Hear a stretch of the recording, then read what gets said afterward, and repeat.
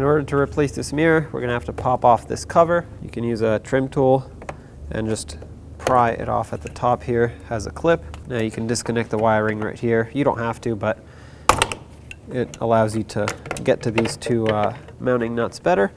Now unplug the mirror. There's a tab underneath that you have to pry down. It's really hard to see, but disconnect that. It's that tab right there that has to get pried down. Now the 10mm, remove all three of these nuts. Hold the mirror on the last one because it might want to fall. Don't lose the nut in the door. Wiggle the mirror. That should come right off. And here's your old mirror. Take the new mirror, line up the studs with the holes. Once it's lined up, put at least one of the three nuts on just to hold it, then start the other two.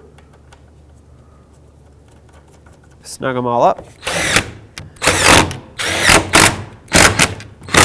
Don't go crazy tight on these, but as you saw, the mirror got sucked in as I tightened them, which is normal. The seal got pressed up against the door.